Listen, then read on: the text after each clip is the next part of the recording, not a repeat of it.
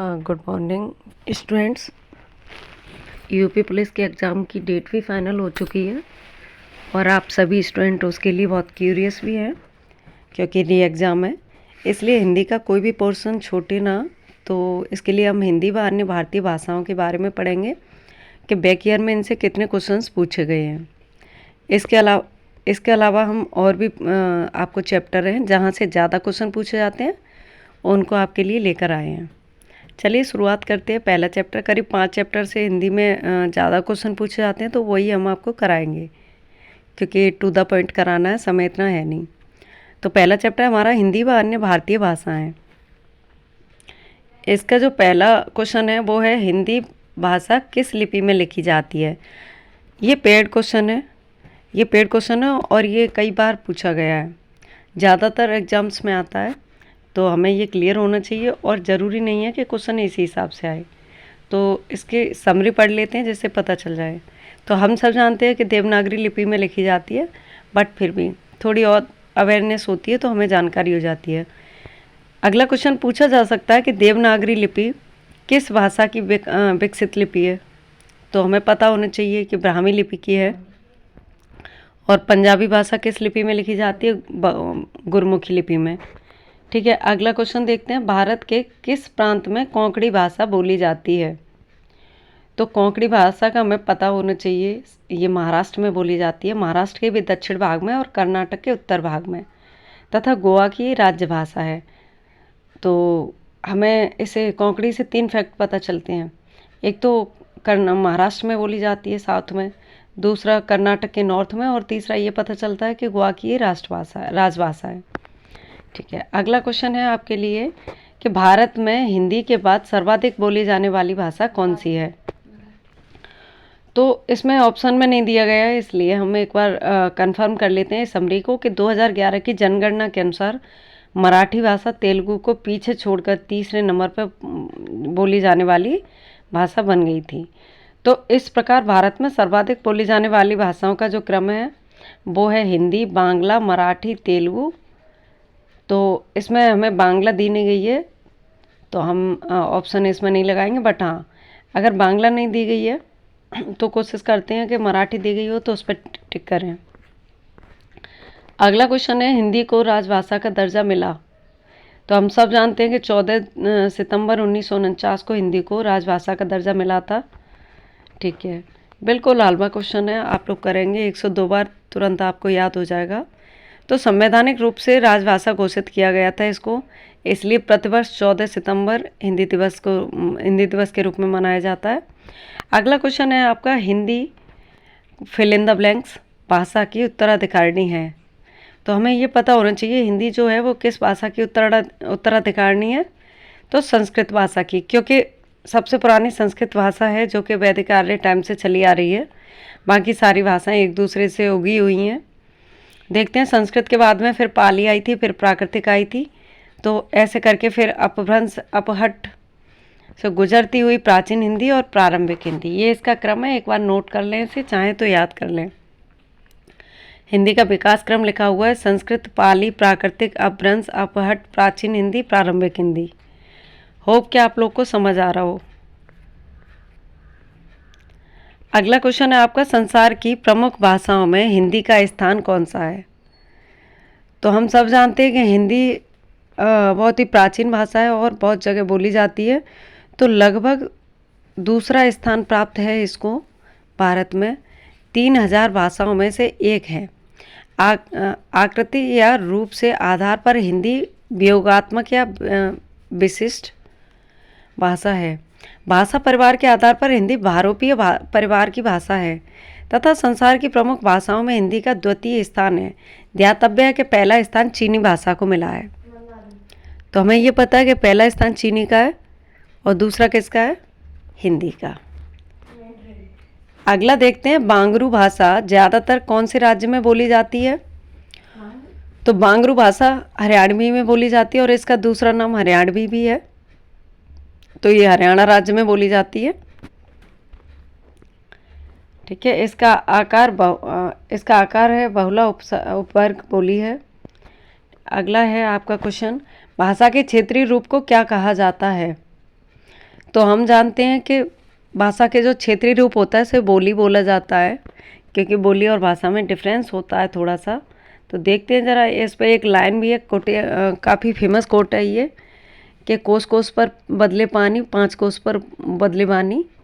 तो ये जो पानी है ना, हर थोड़े से क्षेत्र को निकलने के बाद में बदल जाती है। और इसमें देशज भी होता है, घरेलू शब्दावली का भी बहुत महत्व होता है, ज़्यादातर होता है उसमें शब्द। बोलियों का स्वरूप बदलता रहता है, इस संबंध में कहा भी जाता है। लिपिबद्धता का अभाव रहता है एवं व्याकरणिक अशुद्धियाँ के होने के कारण इसमें साहित्यिक रचनाओं का अभाव रहता है। क्वेश्चन अगर बनता है कि साहित्यिक रचनाओं का अभाव किस में रहता है, तो हमें पता होना चाहिए कि बोलियों में रहता है। अगला क्वेश्चन है आपका, हिंदी के स्थान पर अंग्रेजी को सन 1855 के भारत की शिक्षा और प्रशासन की भाषा के रूप में किसने स्थापित किया था? तो सिंपल सी बात है कि ये सब काम जो किया था वो मैकाले ने किया था। 1855 में भारत की शिक्षा और प्रशासन की भाषा के रूप में लॉर्ड मैकाले ने स्थापित कर दिया था। निम्नलिखित में से कौन सा भाषा का मौखिक रूप है? तो भाषा का मौखिक रूप हमें पता होना चाहिए, परियोजना, निबंध, पत्र या परिचर्चा। तो हम लोग जब कहीं खड़े होते हैं तो परिचर्चा करने लगते हैं, क्योंकि बाकी सब में हमें लिखने की ज़रूरत पड़ती है, लिखित रूप होते हैं। किसी विषय, पुस्तक आदि पर विस्तृत रूप से की जाने वाली बातचीत को परिचर्चा कहते हैं। अगला क्वेश्चन है आपका, कन्नौजी बोली मुख्य रूप से निम्न में से कौन से जिले में बोली जाती है? बात कन्नौजी बोली की आती है तो कन्नौजी बोली में हमें इतना पता होता है कि एक तो जहाँ बोली जा रही है वहाँ पे सबसे इम्पोर्टेंट होता है फर्रुखाबाद। अकेले फर्रुखाबाद तक ही सीमित नहीं है, फर्रुखाबाद के अलावा ये इस बोली का विकास जो होता है पश्चिमी हिंदी उपभाषा से हुआ है, तथा यह ओकार बहुला उपवर्ग की बोली है। यह बोली इटावा, हरदोई, पीलीभीत, शाहजहांपुर इत्यादि में बोली जाती है। तो फर्रुखाबाद के अलावा भी ये पीलीभीत, शाहजहांपुर, इटावा, हरदोई इन जगह भी बोली जाती है। तो अगर क्वेश्चन में ये ऑप्शन दिए गए हो तो इन्हें टिक करें, गलत ना करें, इग्नोर मार के। अगला क्वेश्चन है, हिंदी की उत्पत्ति किस अपभ्रंश से की जाती है? हिंदी की उत्पत्ति किस अपभ्रंश से की जाती है? तो हमें सौरसेनी का पहले से ही पता है, क्योंकि सौरसेनी बचपन से हम पढ़ते आ रहे हैं कि हिंदी की जननी है। तो जबकि ब्राचड़ से सिंधी की तथा मागधी से बिहारी हिंदी की और सौरसेनी से अपभ्रंश से ब्रजभाषा की। तो हमें पता है कि हिंदी किससे है, सौरसेनी से, अपभ्रंश से क्या है, ब्रजभाषा है, मागधी से बिहारी और ब्राचड़ से सिंधी। अगला क्वेश्चन देखते हैं, जनगणना 2001 के हिसाब से भारत में निम्नलिखित भाषाओं में से सबसे अधिक कौन सी भाषा बोली जाती है? तो सबसे अधिक बोली जाने वाली भाषा कौन सी है हमारी? 2001 जनगणना के अनुसार भारत में सर्वाधिक बोली जाने वाली जो भाषा है वो बांग्ला है, तथा दूसरे स्थान, पहली हिंदी है और दूसरे स्थान पर बांग्ला है। ठीक है, बांग्ला के बाद में जो आता है वो आता है हमारा मराठी। ठीक है, अगला है सर्वाधिक बोली जाने वाली भाषाओं का क्रम देख लें एक बार, हिंदी, बांग्ला, मराठी, तेलुगु, तमिल। अगला क्वेश्चन है आपका, किस वर्ष में हिंदी भाषा को कार्यान्वित करने का प्रस्ताव था? तो वही सिंपल सी बात है, 14 सितंबर 1949 हम पढ़ चुके हैं। इनफैक्ट रटा होता है, ये तो इतनी बार आता है क्वेश्चंस में कि रट जाता है। इसी दिन राजभाषा मनाते हैं हम, और ये राजभाषा इसी दिन हम इसका दिवस मनाते हैं, हिंदी दिवस, भारतीय हिंदी दिवस। अगला क्वेश्चन है, रोमन लिपि का प्रयोग किस भाषा के लिए नहीं होता? तो जर्मन, फ्रेंच और स्पेनिश भाषा हैं वो फॉरेनर भाषा हैं, तो इनमें हम रोमन लिपि का यूज़ करते हैं, बट कुल्लई भाषा में नहीं करते, क्योंकि ये हमारी एक क्षेत्रीय भाषा है। कुल्लई भाषा है जो हमारी हिमाचल प्रदेश में बोली जाती है, कुल्लू ज़िले के आसपास। तो इसमें हम उसका यूज़ नहीं करते। इस भाषा के लिए हम टांकरी लिपि जो होती है, गुरमुखी से मिलती जुलती होती है, उसका यूज़ करते हैं। आजकल लोग इस भाषा को देवनागरी लिपि में भी लिखने लग गए हैं। तो पहले टांकरी लिपि में लिखी जाती है, और टांकरी लिपि जो होती है वो उससे मिली हुई होती है, गुरमुखी जैसी होती है, लेकिन आजकल इसे हिंदी में भी, देवनागरी में भी लिखा जा रहा है। अगला क्वेश्चन है आपका, पुरानी हिंदी, उर्दू और अंग्रेजी के मिश्रण से उत्पन्न नई जबान कौन सी है? तो हिंदुस्तानी भाषा में हम पुरानी हिंदी भी बोलते हैं, उर्दू भी बोलते हैं और अंग्रेजी भी बोलते हैं, और अभी हमारे यहाँ सबसे ज़्यादा यही बोली जाती है। नॉर्थ इंडिया में हम हिंदुस्तानी भाषा का प्रयोग आपसी बातचीत में करते हैं। आदर्श रूप से मानक भाषा कहलाता है, क्योंकि प्रयोग की दृष्टि से किसी भाषा का जो आदर्श रूप होता है मानक भाषा कहलाता है। इस परनिष्ठ भाषा का भी नाम दिया जाता है। साहित्य लेखन में प्रयुक्त भाषा साहित्यिक भाषा है, ना कि हिंदुस्तानी। पूछा जाता है साहित्य लेखन में कौन सी भाषा यूज होती है, तो आप बता सकते हैं कि साहित्य में जो भाषा होती है वो साहित्यिक होती है, क्योंकि बोली यूज़ नहीं कर सकते, हिंदुस्तानी भी यूज़ नहीं कर सकते। अगला क्वेश्चन है आपका, बघेली बोली किस क्षेत्र में बोली जाती है? तो जो बघेली बोली है उसका अपना एक क्षेत्र है पूरा का पूरा, जहाँ पे बहुत सारे ज़िले भी आते हैं। तो इसका जो सही आंसर होगा वो जबलपुर होगा, तथा यह पूर्वी हिंदी की बोलियों के अंतर्गत आती है, जिसका विकास अर्धमागधी अपभ्रंश से हुआ है। रीवा, मंडला, मिर्ज़ापुर इन क्षेत्र और विकास मिर्ज़ापुर आदि क्षेत्रों में भी इसे बोला जाता है। इसका अन्य नाम रीवाई भी कहते हैं, क्योंकि रीवा ज़िले में बोला जाता है तो हम रीवाई भाषा भी बोलते हैं।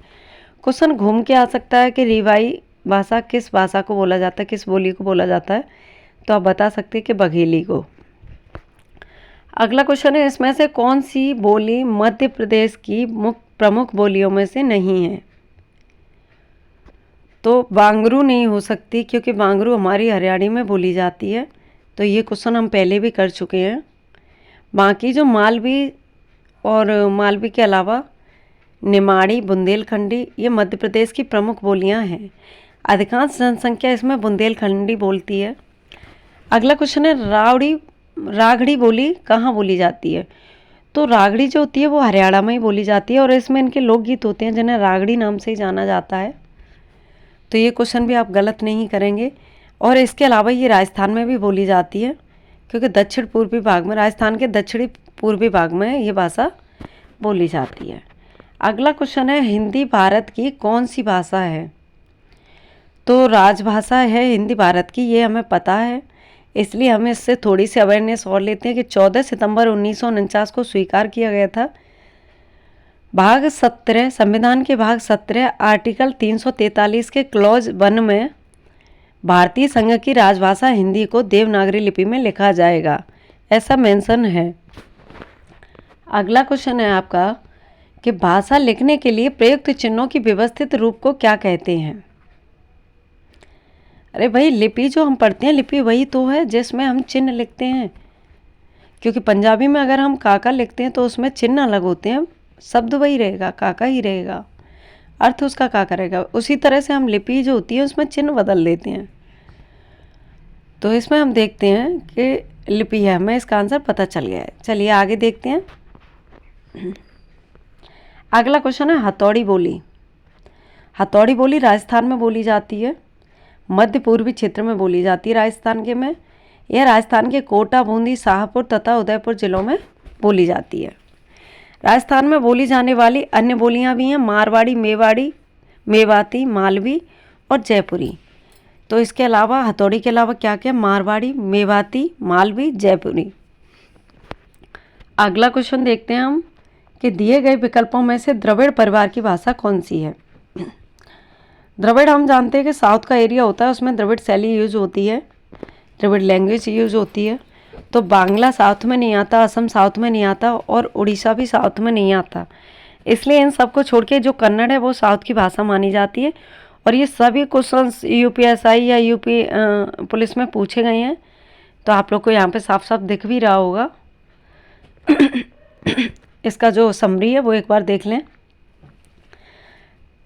दिए गए द्रविड़ परिवार की भाषा कन्नड़ है। कन्नड़ के अलावा जो कन्नड़ है वो कर्नाटक में बोली जाती है, राजभाषा है। कर्नाटक की राजभाषा पूछी जाए तो कन्नड़ बता दें। तेलुगु, तमिल, मलयालम आदि भाषाएं भी द्रविड़ परिवार की भाषाएं हैं। उड़िया, असमिया तथा बांग्ला भाषा का जन्म मागधी अपभ्रंश से हुआ है। तो जो उड़िया, असमिया, बांग्ला है ये कन्नड़ में ना आके मागधी अपभ्रंश में आ जाती हैं। अगला क्वेश्चन है आपका, निम्नलिखित में से प्राचीन भारतीय आर्य भाषा कौन सी है?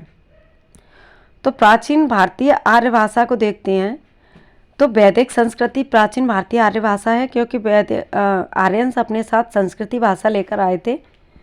शेष तीनों भाषाएं पाली, प्राकृतिक और अपभ्रंश,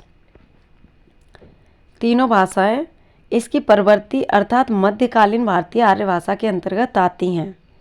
तो इन्होंने किससे जन्म लिया? संस्कृत से जन्म लिया है।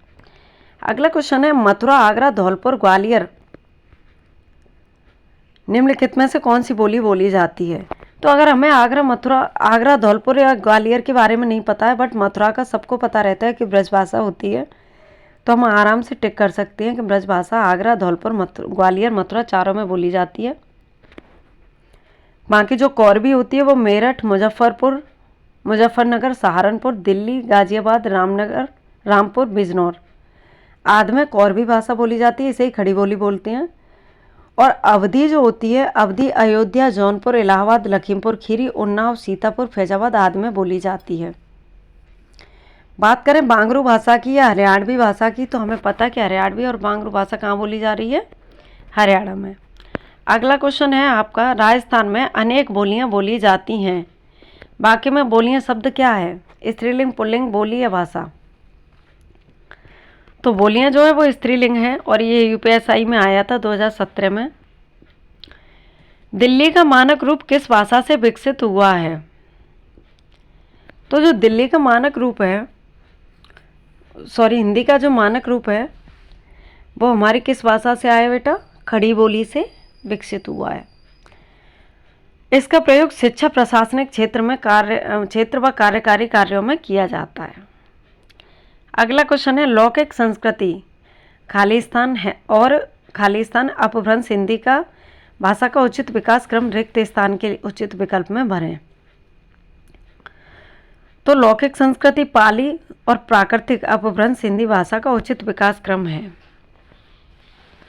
लौकिक संस्कृति पाली, प्राकृतिक, अपभ्रंश हिंदी का उचित क्रम है। इसका क्रम देख लें, संस्कृत, पाली, प्राकृतिक, अपभ्रंश, अपहट, हिंदी। अगला क्वेश्चन है, आधुनिक भारतीय आर्य भाषा का काल कब से कब तक है? तो आधुनिक भारतीय आर्य भाषा का कार्यकाल जो है वो हमारा, इसमें हम देखते हैं कि इसे हमने 3 से 4 भागों में डिवाइड किया है। तो 1000 ईस्वी से लेके अब तक।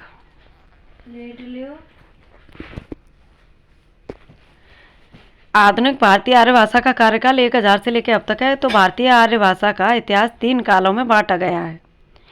प्राचीन भारतीय आर्य भाषा जो थी वो 1500 ईसा पूर्व से लेकर 500 ईसा पूर्व तक रही।